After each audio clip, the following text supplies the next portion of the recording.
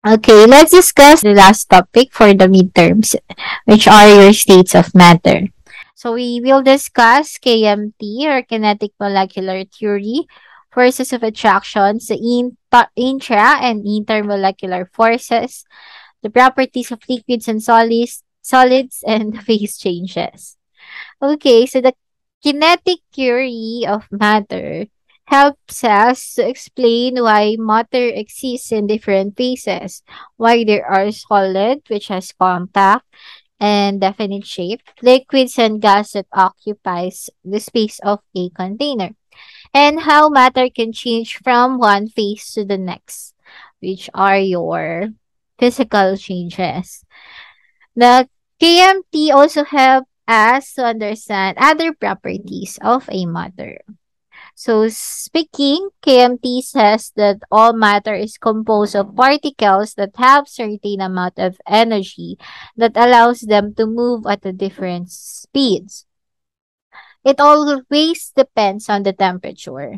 So there are spaces between the particles and of course attractive forces between particles when they are actually coming close together.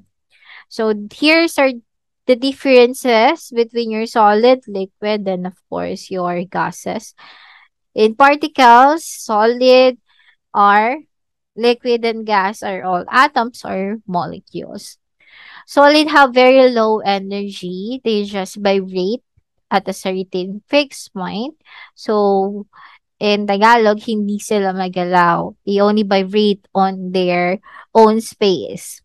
Particles of liquid have more energy than the solid, but less than in the gas phase. It is more of an average speed or energy when they move.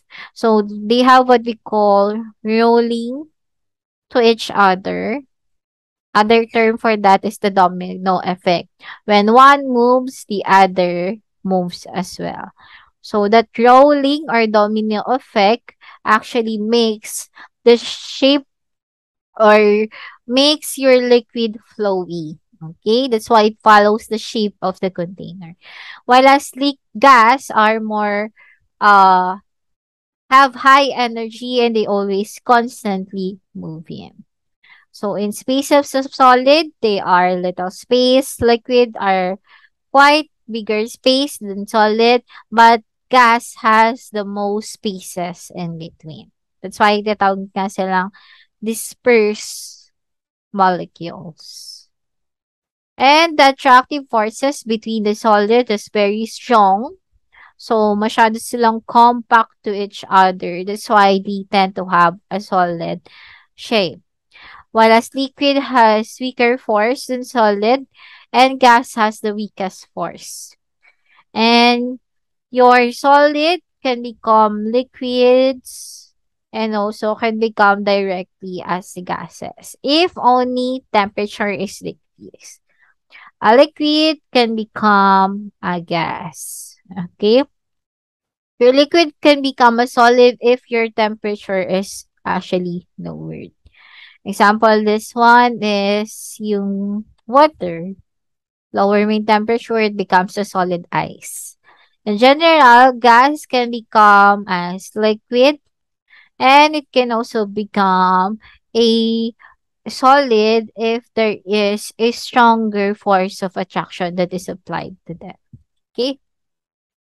So the forces of attractions that we actually have for solid, liquid, and gases. The first one is the intramolecular, which is in between compounds. So element to element, that force of attraction between them is intra. When we say intermolecular, it exists between compounds or molecules. For example, may hydrochloric acid ako, may another hydrochloric acid molecule ako. The force of attraction between one HCl or one compound to another compound, which is HCl, that is called intermolecular forces. We actually have three types ng intra. between elements or within the compound, which is yung tinatawag na ionic, which is the other is metal, the other is non-metal. Covalent, which both of them is non-metal, non-metal.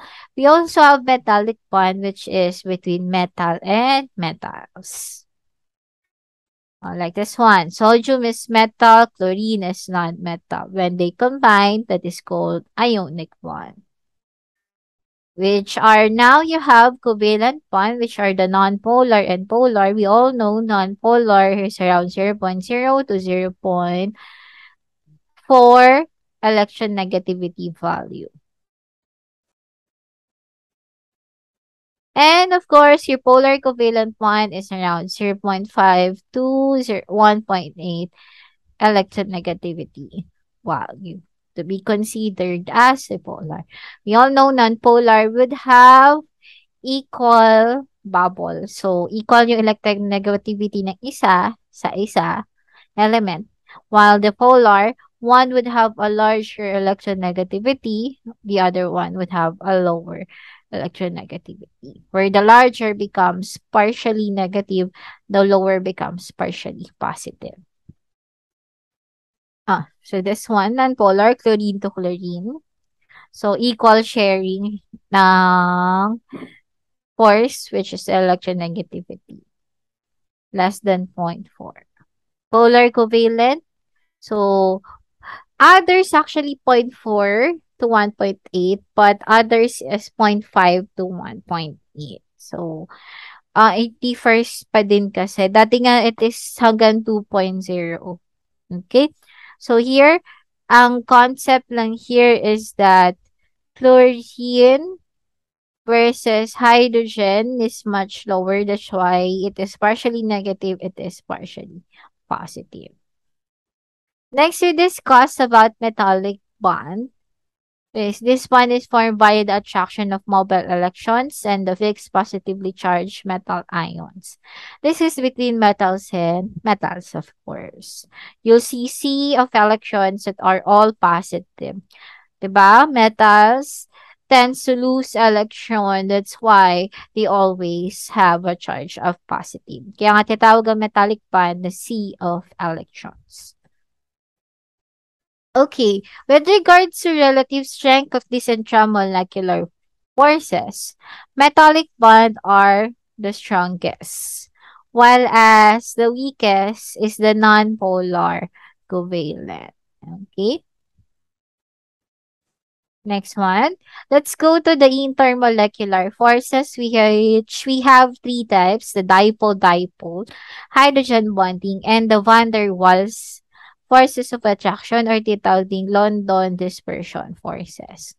Dipole-dipole is where if your molecules is actually has a partially positive, partially negative, most probably sa mga polar molecules.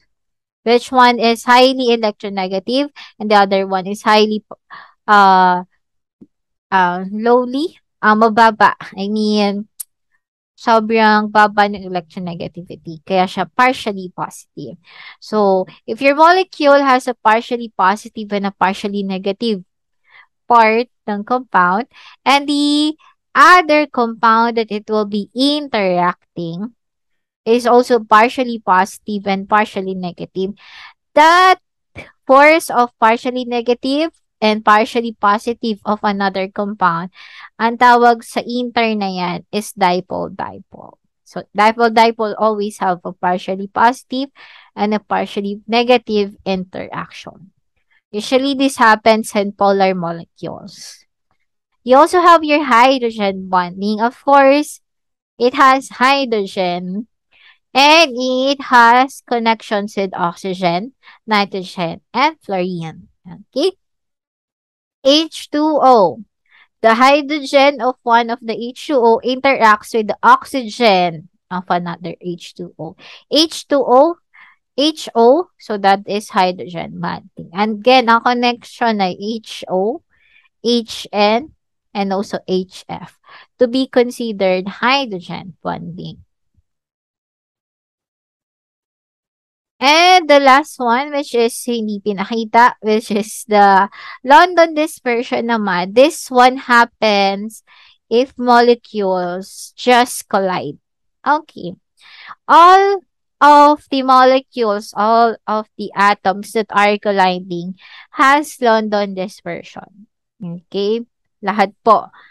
All molecules, all compounds that are colliding has the London dispersion of attraction. Madikit lang ng konti, may spark na or may force of attraction. But it is actually the weakest. Mahina lang.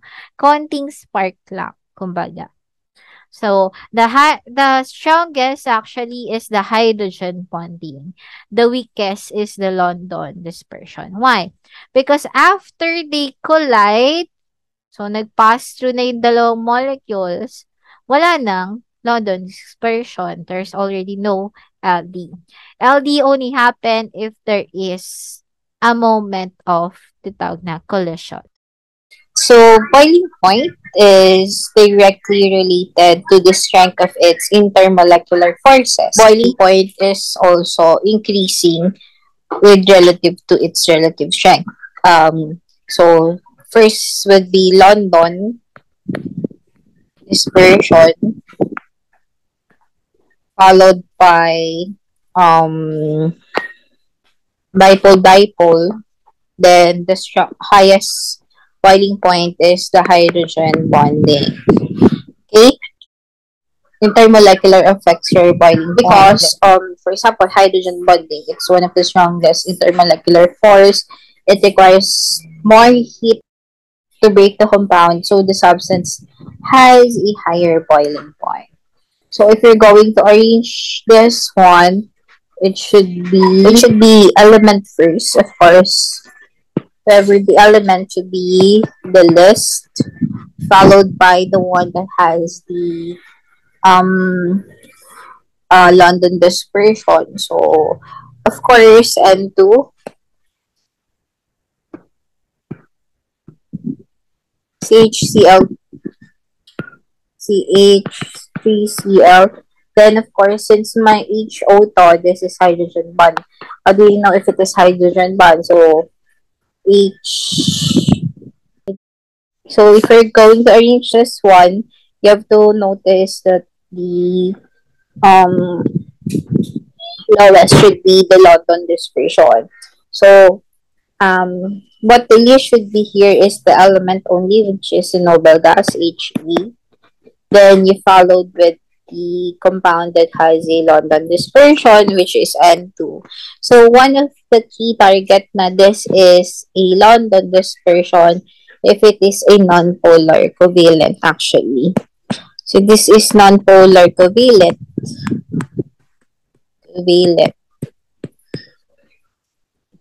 Well, the key is N2 doesn't have an OH. Wala siyang OH bond. Wala siyang HF bond.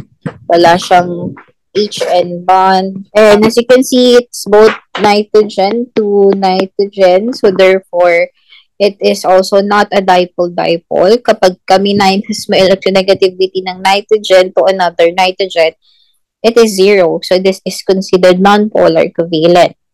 So if it is same lang, so it is the only existing here is the London dispersion.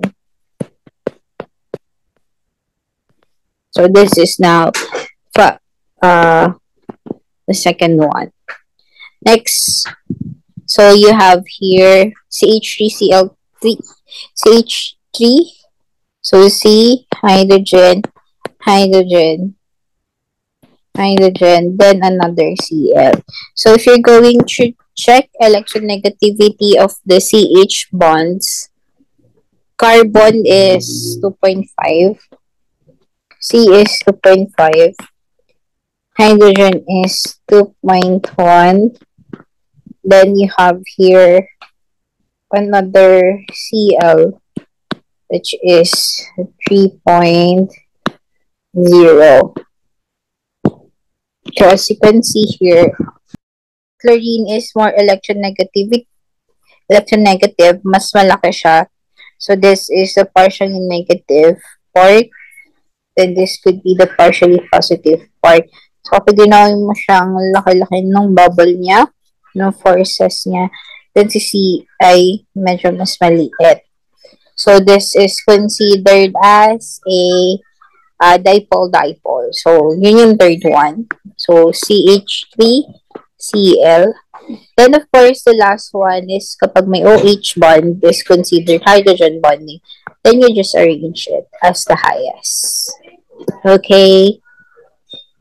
Next, let's try number 2. Burahin ko muna. Okay, number 2, let's try again. Of course, you have to find the one that has the hydrogen bonding. So, etong tatlo. Okay, so meaning this one is the what you call the lowest. So, CH3, CH2, Cl. So, ganun lang technique. Find mo muna kung sino may hydrogen bonding, set aside. So, kung ano yung natira, then yun i-arrange mo. So, yan yung first one. Next is followed the one that has the least hydrogen bonding. So, ito yung isa lang yung OH. However, this one has an extra chlorine. So, possible magkaroon ng dipole-dipole dyan. So, this is the second one. CH3, CH2, OH. Then, followed by yung may Cl, Cl, CH2, CH2, OH. Then, the highest is the one that has many hydrogen bonds. CH2, CH2, OH. Okay? So, ayun lang. Yun yung arrangement niya. Okay? Last one, let's try it. Okay, let's try the third one. So, what type of hydrogen bonding exists between them? So, as you can see, HBr, H and Br. So, pag titignan mo sa electronegativity table, hydrogen is 2.1. Bromine is actually, ano ba si bromine? 2.8. So, this is, it's too high, mas mataas. So, this is a polar covalent. It is 0.7. So, H positive, tas this is Br. Negative yung charge nito, maliit, tas malaki bigla yung force niya. So, this is dipole-dipole. Okay? Okay, katandaan, if it is a non-polar covalent, 0.4 pababa yung value pag sinubtract ko electronegativity, it is London dispersion.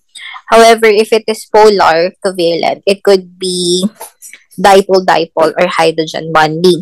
Since dito naman sa HBr, wala ka nakikita oxygen, wala ka nakikita nitrogen, wala ka nakikita fluorine, it is not a hydrogen bonding. Same then with SO2. Pag-check mo yung SO2, S and O, S is 2.5, oxygen is 3.5. So, ang laki, 1.0. This is polar, covalent also. You could understand that this is a dipole-dipole. Kasi wala siyang hydrogen bonding, walang HO, walang HF, walang HF. So, it is also polar, kaya siya dipole-dipole. Unlike CH4, pag drawing sa CH4, C, tapos hydrogen, carbon is 2.5, hydrogen is 2.1, so 0.4, non-polar siya. So, therefore, this is London dispersion. Okay, so between liquids and gases, liquids are more random in their position of molecules because they have irregular spaces and between them, and they can actually slide to each other. That's why mayroong tinatawag na domino effect, and that domino effect or rolling to each other causes the liquids to be actually fluid. And the intermolecular forces of attraction that play major role in predicting the behavior. So, what are actually the two properties? Surface tension and, of course, your viscosity.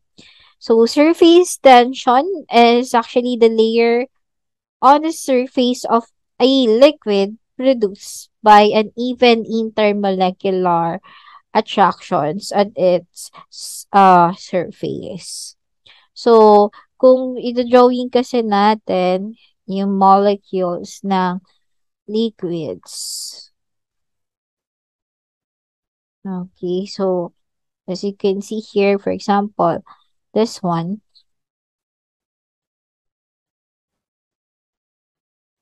the force of attraction in the middle of the liquid versus the force of attraction on the surface of the liquid. This one is actually has fewer forces of attraction. While as this one, so gitna, middle part of the liquid, it has higher forces of attraction because of that uneven intermolecular forces. So it has a what we call surface tension. Okay? So again, surface tension is the layer on the surface of a liquid that is produced by uneven intermolecular forces. So the stronger the intermolecular forces, the harder to break the water surface. Okay, so each and every liquid actually has different surface tension. So, again, intermolecular forces that bind similar molecules to one another, such as the hydrogen bonding in water, are called as cohesive forces. And intermolecular forces that bind a substance to the surface are called as adhesive forces. Okay, molecule to molecule cohesion. Molecule to the surface is adhesion. Okay, that's the difference between the two. So, other than that, when a small diameter glass tube or capillary is placed in a water, the water rises in the tube. The rise of liquids up very narrow tubes is called capillary action. So, when your liquid goes up to a very small, narrow tube, it might be glass or any tube that is called capillary action.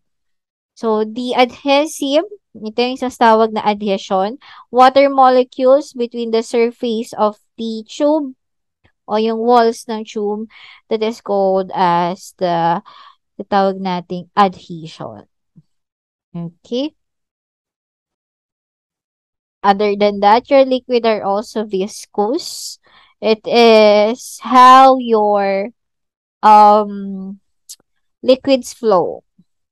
The more na resistant, sa Tagalog mabagal mag-flow, mataas ang viscosity.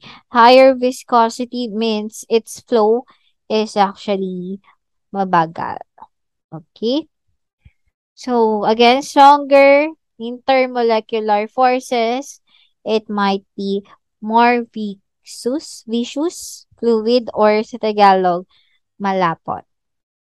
So again, stronger intermolecular forces, it is more viscous fluid or tatawag nating malapot actually. And different types of liquids has different viscosity, of course. So cooling reduces the velocity and kinetic energy of molecule to the point where the Ke can no longer overcome intermolecular forces. When the attractive forces between molecules become so strong that random motion stops a solid is actually formed. And that is called the crystallization of a solid, where your solid is formed from a liquid. Okay, again, when your liquid forms a solid, it is called solidification o tinatawag na crystallization. Okay, solids can be divided into two, which are crystalline and amorphous. An example of a crystalline, this one, the most rigid structure siya is actually the ice. So it has a stable um forces of attraction such as the covalent bond, London dispersion, hydrogen bonds, and other combination of these forces, making your structure stable and rigid. Amorphous, this one, lack, it lacks a well-defined arrangement. So as you can see, crystalline versus amorphous. This one is more rigid. So, sa Tagalog, mas maganda yung structure niya since it is actually stable. So, there are different types of solid. So, such as your ionic, molecular, polymeric, network, amorphous, and of course, your metallic solids as well. Okay, so now let's discuss the phase changes, which are the physical changes from your solid to liquid to gases. All of these are actually incorporated if there is heat applied to the system. Okay? Your gas can turn to liquid.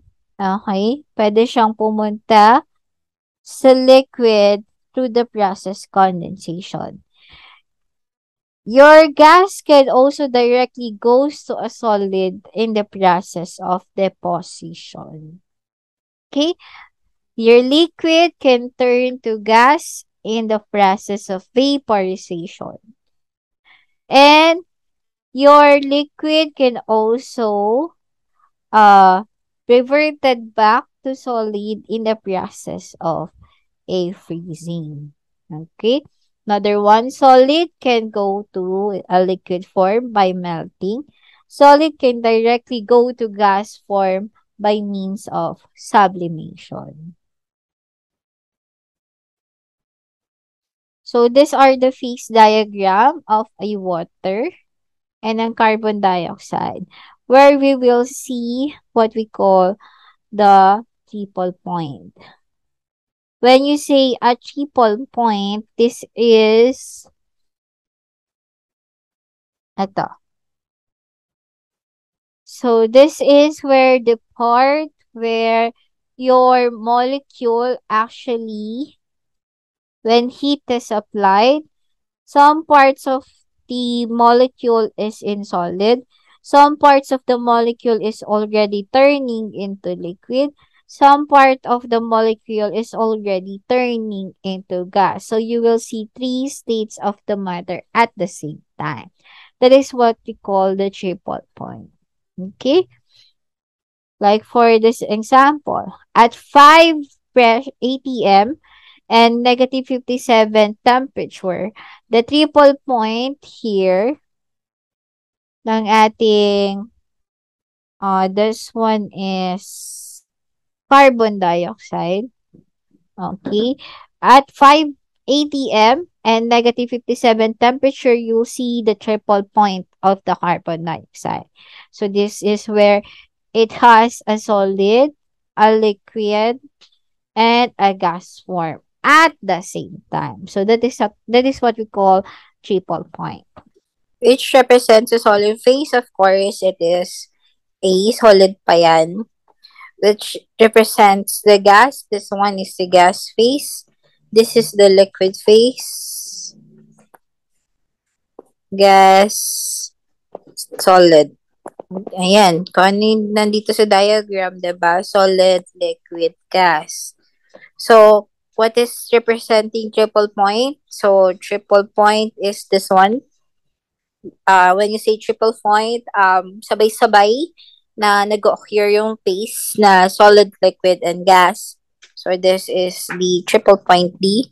What is the normal boiling point? Of course, it is 100 degrees Celsius. What is the normal melting point? 60 degrees Celsius. What is the temperature that is difficult to liquefy the substance regardless the pressure? It's letter E. So, this is 110 degrees Celsius. This is the supercritical point. Okay, so sasagutan nyo to, tapos ipapasa to ng Friday, ha?